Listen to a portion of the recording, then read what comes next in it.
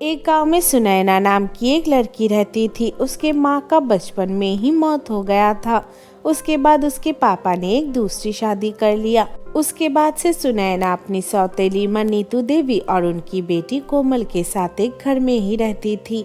उसके पापा एक चॉकलेट का दुकान था और उस दुकान से उनका अच्छा खासा पैसा आता था और उनका घर बहुत अच्छे से चलता था।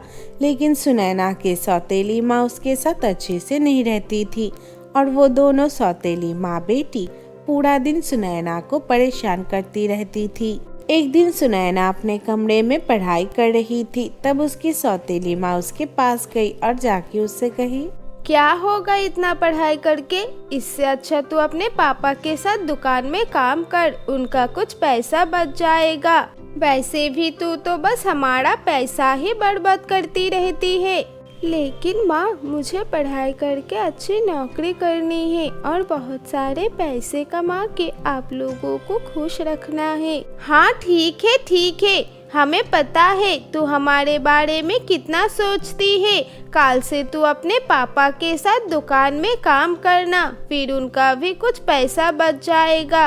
लेकिन माँ, कोमल तो पूरा दिन अपने दोस्तों के साथ घूमती रहती है, आप उसको तो कुछ भी नहीं कहते।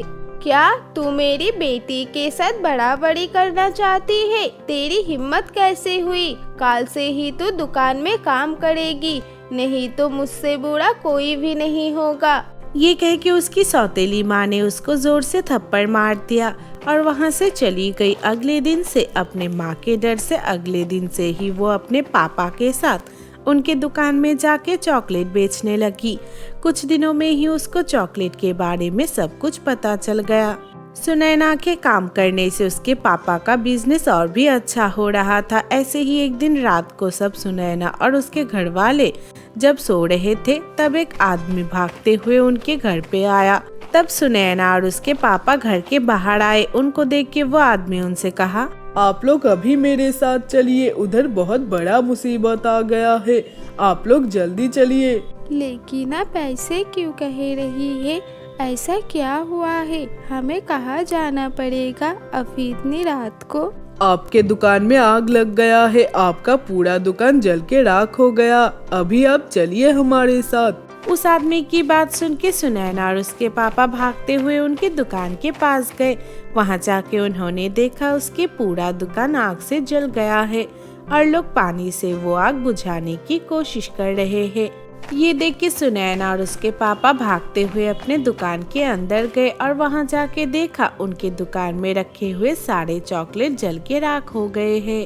पापा, ये क्या हो गया हमारे दुकान को? अब हम क्या करेंगे? हमारे दुकान के सारे चॉकलेट जल के राख हो गया। ये कह के वो दोनों बाप बेटी दुखी होकर अपने घर वापस चले गए और घर जाके सुनैना ने अपने सौतेली माँ और सौतेली बहन को सब कुछ बताया। ये सुन के वो दोनों कहे, ये लड़की ही पनौती है, इसके वजह से ही ये सब हुआ है। जैसे ही ये दुकान जाना शुरू किया, हमारा सब कुछ खत्म हो गया। अब हमारा घर कैसे चलेगा? इसके वजह से सब कुछ हुआ है। अब यही सब कुछ ठीक करेगी, यही अब पैसे कमा के लेके आएगी। ये कह के वो दोनों माँ बेटी सुनैना को उल्टा सीधा कहने लगी। ये सुन के सुनैना भी जोर जोर से रोने लगी और वो उन दोनों से कही, ठीक है, आप लोगों को फिक्र करने की जरूरत नहीं है। मैं कल से बाहर घूम घूम के चॉकलेट बेचा करूँगी, उससे हमारे घर अच्छे से चल जाएगा। ये कह के सुनैना अपने कमरे में चली गई और अगले दिन से ही वो चॉकलेट लेके गांव में घूम घूम के बेचने लगी। वो चॉकलेट बेच के उसको जो भी पैसे मिलते थे, उसकी सौतेली माँ उससे सब पैसे छीन लेती थी। लेकिन ऐसे ही उनका घर चल रहा था।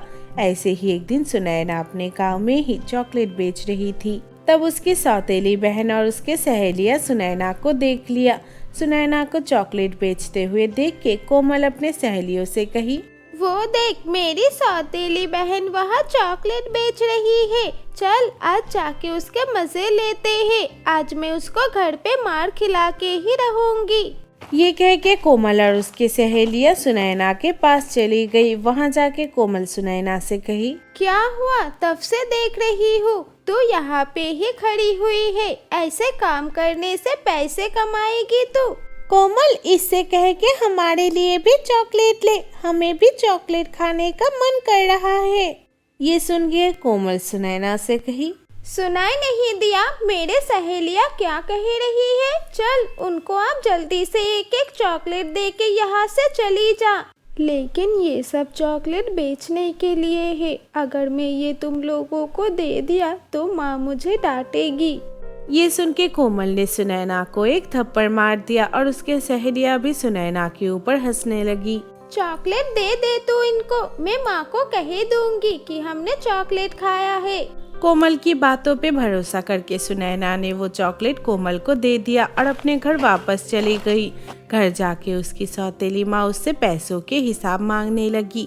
तब वो कोमल के बारे में अपने माँ को बताया, लेकिन शाम को जब कोमल घर वापस आई वो अपने बात से मुकर गई और उसने अपने माँ से चॉकलेट के बारे में कुछ नहीं कहा। ये सुन के उसकी सौतेली माँ गुस्सा हो गई और सुनैना से कही, इसका मतलब तूने वो सभी चॉकलेट बेच के उसके पैसे खर्च कर दिया है। शैतान लड़की, अभी निकल जा हमारे घर से।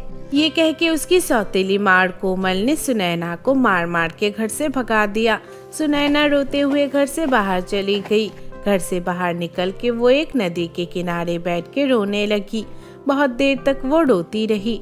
तब अचानक से उसके एक आवाज सुनाई दिया। जैसे ही वो ऊपर देखी उसने देखा उसके सामने एक जलपरी खड़ी है। ये देख के वो चौंक गई और डरते हुए वो उस जलपरी से कही, आप कौन है? मैंने जलपरियों के बारे में सुना था, वो आपके जैसे ही आधा इंसान और आधा मछली होते हैं, लेकिन क्या आप भी एक जलपरी है? हाँ, तुमने सही कहा, मैं भी एक जलपरी हूँ। मैं इस नदी में अपनी माँ के साथ रहती हूँ। मेरा कोई दोस्त नहीं है, इसलिए मैं भी तुम्हारी तरह दुखी रहती हूँ। क्या तुम भी इसलिए ही दुखी हो? नहीं, इस गांव में मेरा बहुत सारे दोस्त थे, लेकिन मेरे पास रहने के लिए कोई जगह नहीं है। उसके बाद सुनैना ने उस जलपरी को सब कुछ बताया। सुनैना की सब बात सुनने के बाद वो जलपरी सुनैना से कही, तुम्हें परेशान होने की जरूरत नहीं है। मैं तुम्हें एक ऐसा चीज दूंगी जिससे तुम्हारा सब परेशानी दूर हो जाएगा, लेकिन उसके लिए तुम्हें मेरा दोस्त बनना पड़ेगा।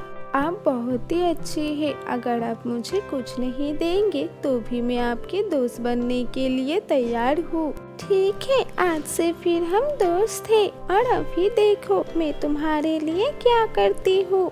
ये कह के जलपरी ने अपना जादुई छड़ी निकाला और जैसे ही उन्होंने अपना जादुई छड़ी घुमाया वो नदी चॉकलेट से भर गया। ये देख के सुनैना खुशी से पागल हो गई। ये तो चॉकलेट का नदी है, क्या मैं इस नदी से चॉकलेट ले सकती हूँ? हाँ, ये चॉकलेट की नदी तुम्हारे लिए ही है। तुम इस चॉकलेट की नदी से चॉकलेट ले जाके बाजार में बेचना, देखना ये चॉकलेट सबको पसंद आएगा। ये सुन के सुनैना ने जलपरी को गले लगा लिया और वो उस दिन वहाँ से चली गई। अगले दिन से सुनैना रोज आके उस चॉकलेट की नदी से चॉकलेट लेके जाके बाजार में बेचने लगी। जो लोग भी उससे चॉकलेट खरीदते थे उनको वो चॉकलेट बहुत पसंद आता था। धीरे धीरे सबको सुनैना के बनाए हुए चॉकलेट के बारे में पता चल गया। कुछ दिनों में ही सुनैना ने अपने पैसों से एक बड़ा सा चॉकलेट का दुकान खोल लिया और वो चॉकलेट बेच के बहुत अमीर हो गई। फिर उसने उन पैसों से अपने लिए एक आलीशान बंगला बनाया और उस घर में अपने पापा के साथ रहने लगी।